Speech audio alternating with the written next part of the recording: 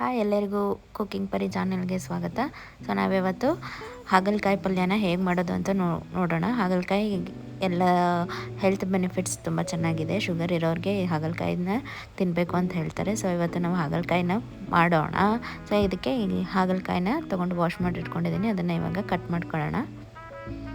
So ಈ ರೀತಿಯಾಗಿ ಸೈಡ್ಸ್ನೆಲ್ಲ ತೆಗೆದು ಹಾಗಲಕಾಯಿ ಒಳಗೆ ನೋಡಿ ಬೀಜ ಎಳೆದಿತ್ತು ಅಂದರೆ ಹಾಗೆ ಬಿಡಿ, ಅದನ್ನೇನು ತೆಗಿಯೋಕ್ಕೆ ಹೋಗ್ಬೇಡಿ. ಈ ರೀತಿ ಬಲ್ತಿರೋ ಬೀಜ ದಪ್ಪ ದಪ್ಪ ಬೀಜ ಇತ್ತು ಅಂದರೆ ತೆಗೆದ್ಬಿಟ್ಟು ಇಡೀ ಆವಾಗ ಸ್ವಲ್ಪ ಕಹಿ ಕಮ್ಮಿ ಆಗುತ್ತೆ. ಬೀಜ ತೆಗೆದ್ಬಿಟ್ಟು ಈ ರೀತಿಯಾಗಿ ಒಂದು ಚಾಕು ಹೆಲ್ಪಲ್ಲಿ ತೆಗಿತಾ ಇದ್ದೀನಿ ನಾನು. ಈ ರೀತಿಯಾಗಿ ಎಲ್ಲ ಬೀಜನ ತೆಗೆದು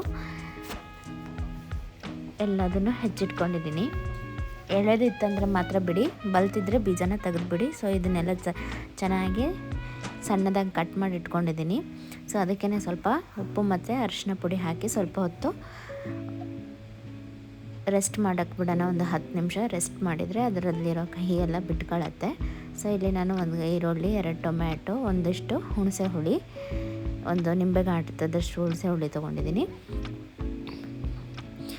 1 ಟೇಬಲ್ ಸ್ಪೂನ್ ಖಾರದ ಪುಡಿ, ಖಾರ ನಿಮಗೆ ತಕ್ಕಂಗೆ, ಚಿಟಿಗೆ ಉಪ್ಪು ಮತ್ತು ಒಂದು ಸ್ವಲ್ಪ ಬೆಲ್ಲ ತೊಗೊಂಡಿದ್ದೀನಿ. ಹಾಗೆ ಸಾಂಬಾರು ಪುಡಿ ತೊಗೊಂಡಿದ್ದೀನಿ. ಸಾಂಬಾರು ಪುಡಿ ಇಲ್ಲಾಂದರೆ ನೀವು ಗರಂ ಮಸಾಲ ಅಥವಾ ಧನಿಯಾ ಪುಡಿನ ಯೂಸ್ ಮಾಡ್ಬೋದು. ಹಾಗೆ ಇಲ್ಲಿ ಒಂದು ಕಪ್ಪಷ್ಟು ಕಾಯಿ ತುರಿ, ಹಾಗೆ 1-2 ಟೇಬಲ್ ಸ್ಪೂನಷ್ಟು ಶುಂಠಿ ಬೆಳ್ಳುಳ್ಳಿ ಪೇಸ್ಟ್ ಕೂಡ ಇಟ್ಕೊಂಡಿದ್ದೀನಿ.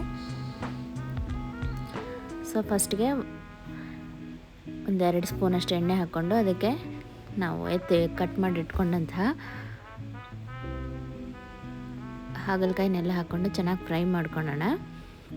ಅದು ಸ್ವಲ್ಪ ಫ್ರೈ ಆಗಿದೆ ಅಂದಾಗ ಅದಕ್ಕೆ ಉಪ್ಪು, ಹುಣಸೆ ಹುಳಿ ಹಾಗೆ ಸ್ವಲ್ಪ ಬೆಲ್ಲ ಹಾಕ್ಕೊಂಡು ಅದನ್ನು ಚೆನ್ನಾಗಿ ಬಾಯ್ಲ್ ಮಾಡ್ಕೊಳ್ಳೋಣ. ಚೆನ್ನಾಗಿ ಫ್ರೈ ಆಗಬೇಕು. ಅದು ಕೆಂಪು ಫ್ರೈ ಆದಮೇಲೆ ಈ ರೀತಿಯಾಗಿ ಉಪ್ಪು, ಹುಣಸೆ ಹುಳಿ ಹಾಗೆ ಬೆಲ್ಲನ ಹಾಕಿ ಒಂದು 5 ನಿಮಿಷ ಅದನ್ನೆಲ್ಲ ಹೀರ್ಕೊಳ್ಳೋಕೆ ಬಿಡೋಣ. ಈ ಕಡೆ ಇನ್ನೊಂದು ಕಡೆ ಇಟ್ಕೊಂಡು ಅದಕ್ಕೆ ಸಾಸಿವೆ, ಜೀರಿಗೆ, ಈರುಳ್ಳಿ, ಹೆಚ್ಚಿಟ್ಕೊಂಡಂತಹ ಈರುಳ್ಳಿ, ಟೊಮೆಟೊ ಎಲ್ಲ ಹಾಕ್ಕೊಂಡು ಚೆನ್ನಾಗಿ ಫ್ರೈ ಮಾಡ್ಕೊಳ್ಳೋಣ.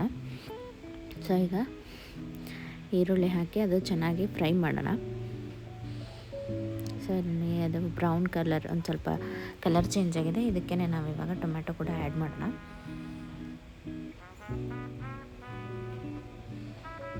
ಸೊ ಟೊಮೆಟೊನೂ ಹಾಕ್ಕೊಂಡು ಚೆನ್ನಾಗಿ ಫ್ರೈ ಮಾಡ್ಕೊಳ್ಳೋಣ. ಇದಕ್ಕೆ ಈ ಪಲ್ಯಕ್ಕೆ ಸ್ವಲ್ಪ ಎಣ್ಣೆ ಸ್ವಲ್ಪ ಜಾಸ್ತಿ ಎಣ್ಣೆ ಹಾಕ್ಕೊಂಡ್ರೆ ಇನ್ನೂ ಚೆನ್ನಾಗಾಗುತ್ತೆ.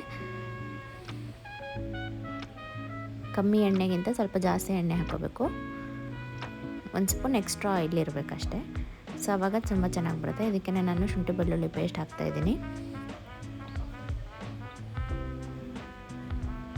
ಅದನ್ನು ಹಾಕ್ಕೊಂಡು ಚೆನ್ನಾಗಿ ಮಿಕ್ಸ್ ಮಾಡ್ಕೊಳ್ಳೋಣ. ಆದಮೇಲೆ ಇದಕ್ಕೆ ಸ್ವಲ್ಪ ಅರಿಶಿನ ಪುಡಿ, ಸಾಂಬಾರು ಪುಡಿ ಹಾಕ್ತಾಯಿದ್ದೀನಿ. ಸಾಂಬಾರು ಪುಡಿ ಇಲ್ಲಾಂದರೆ ನಾನು ಹೇಳಿದ್ನಲ್ಲ ಧನಿಯಾ ಪುಡಿ ಮತ್ತು ಗರಂ ಮಸಾಲ ಕೂಡ ಹಾಕೋಬೋದು. ಹಾಗೆ ನಿಮಗೆ ಖಾರಕ್ಕೆ ಎಷ್ಟು ಬೇಕೋ ಅಷ್ಟು ಖಾರದ ಪುಡಿನೂ ಹಾಕ್ಕೊತಾ ಇದ್ದೀನಿ. ಖಾರದ ಪುಡಿ ಇಲ್ಲ ಅಂತಂದರೆ ನೀವು ಮೆಣಸಿನ್ಕಾಯಿ ಕೂಡ, ಹಸಿರು ಮೆಣಸಿನ್ಕಾಯಿನ ಹೆಚ್ಚಿಟ್ಕೊಂಡು ಅದನ್ನು ಕೂಡ ಹಾಕೋಬೋದು. ಇದನ್ನೆಲ್ಲ ಚೆನ್ನಾಗಿ ಮಿಕ್ಸ್ ಮಾಡೋಣ. ಮಿಕ್ಸ್ ಮಾಡಿ ಇದೆಲ್ಲ ಚೆನ್ನಾಗಿ ಬಾಯ್ಲ್ ಆಗಬೇಕು. ಟೊಮೆಟೊ ಎಲ್ಲ ಸಾಫ್ಟ್ ಆಗಬೇಕು. ಹಾಗೆ ಎಣ್ಣೆ ಎಲ್ಲ ನೀಟಾಗಿ ಈ ರೀತಿ ಸೈಡ್ಸ್ ಬಿಟ್ಕೊಂಡು ಬರಬೇಕು. ಸೊ ಇವಾಗ ಇದೆಲ್ಲ ಸೈಡ್ಸ್ ಬಿಟ್ಕೊಂಡ್ಬಂದಿದೆ. ಈ ಕಡೆ ನಾನು ಉಪ್ಪು, ಸ್ವಲ್ಪ ಹುಳಿ ಎಲ್ಲ ಹಾಕ್ಕೊಂಡು ಬೇಯಕ್ಕೆ ಇಟ್ಕೊಂಡಿದ್ನಲ್ಲ, ಉಪ್ಪು ಬೆಲ್ಲ ಎಲ್ಲ ಹಾಕ್ಕೊಂಡು. ಸೊ ಅದು ಚೆನ್ನಾಗಿ ಬೆಂದಿದೆ ನೋಡ್ಬೋದು. ಈಗ ಇದನ್ನು ಈ ಟೊಮೆಟೊ ಗೊಜ್ಜಿಗೆ ಹಾಕ್ಕೊಳ್ಳೋಣ. ಸೊ ಇದನ್ನು ಹಾಕ್ಕೊಂಡು ಚೆನ್ನಾಗಿ ಮಿಕ್ಸ್ ಮಾಡೋಣ. ನೋಡ್ಕೊಳ್ಳಿ, ನಿಮಗೆ ಸ್ವಲ್ಪ ಕಹಿ ಅನ್ನಿಸ್ತು ಅಂತಂದರೆ ಇದಕ್ಕೇ ಇನ್ನೂ ಸ್ವಲ್ಪ ಬೆಲ್ಲ ಮತ್ತು ಉಪ್ಪು ಎಲ್ಲ ಆ್ಯಡ್ ಮಾಡ್ಕೊಳ್ಳಿ. ಸೊ ನಾನಿಲ್ಲಿ ಇನ್ನೂ ಸ್ವಲ್ಪ ಬೆಲ್ಲ ಹಾಕ್ತಾಯಿದ್ದೀನಿ.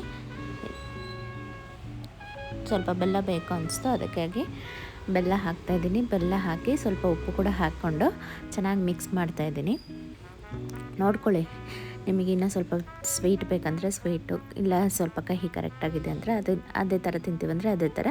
ಹಾಗೆ ಲಾಸ್ಟಲ್ಲಿ ಸ್ವಲ್ಪ ಕಾಯಿ ತುರಿನ ಹಾಕಿ ಚೆನ್ನಾಗಿ 2-3 ನಿಮಿಷ ಅದನ್ನು ಫ್ರೈ ಆಗ್ಲಿಕ್ಕೆ ಬಿಟ್ಟರೆ ನಮಗೆ ಹಾಗಲಕಾಯಿ ಪಲ್ಯ ರೆಡಿ ಆಗುತ್ತೆ. ಸೊ ಇದು ಆರೋಗ್ಯಕ್ಕೆ ತುಂಬಾ ಒಳ್ಳೆಯದು. ಡಯಾಬಿಟಿಸು, ಶುಗರ್ ಇರುವಂಥವ್ರಿಗೆ ಇದು ತುಂಬ ಒಳ್ಳೆಯದು. ಹಾಗೆ ಸ್ಕಿನ್ ಹೆಲ್ತ್ ಕೂಡ ಇಂಪ್ರೂವ್ ಆಗುತ್ತೆ ಇದರಿಂದ. ಹಾಗೆ ಕಾನ್ಸ್ಟಿಪೇಷನ್ ಪ್ರಾಬ್ಲಮ್ಸ್ ಇರೋರು ಕೂಡ ಈ ರೀತಿಯಾಗಿ ಹಾಗಲಕಾಯಿ ಪಲ್ಯನ ಮಾಡ್ಕೊಂಡು ತಿನ್ಬೇಕು. ಯಾಕಂದರೆ ಇದರಲ್ಲಿ ರಿಚ್ ಆ್ಯಂಡ್ ಫೈಬರ್ ಕಂಟೆಂಟ್ ಇರೋದ್ರಿಂದ ಇದು ಆರೋಗ್ಯಕ್ಕೆ ತುಂಬಾ ಒಳ್ಳೆಯದು. ಸೊ ಈ ರೀತಿಯಾಗಿ ಕಹಿ ಆಗದೇ ಇರೋ ಥರ, ಕಹಿ ಹಾಗಲಕಾಯಿ ಅಂದ್ರೇ ಕಹಿ, ಆದರೂ ಕಮ್ಮಿ ಕಹಿಯಲ್ಲಿ ಈ ರೀತಿಯಾಗಿ ಟೇಸ್ಟಿಯಾಗಿ ಹಾಗಲಕಾಯಿ ಪಲ್ಯನ ಮಾಡಿಕೊಂಡು ತಿನ್ಬೋದು. ಈ ವಿಡಿಯೋ ನಿಮಗೆ ಇಷ್ಟ ಆದರೆ ನಮ್ಮ ಚಾನಲ್ನ ಸಬ್ಸ್ಕ್ರೈಬ್ ಮಾಡಿ, ಲೈಕ್ ಮಾಡಿ, ಶೇರ್ ಮಾಡಿ ಹಾಗೂ ಕಮೆಂಟ್ ಮಾಡಿ. ಹಾಗೆ ಇದೇ ರೀತಿಯಾಗಿ ನಮಗೆ ಸಪೋರ್ಟ್ ಮಾಡ್ತಾಯಿರಿ. Thank you.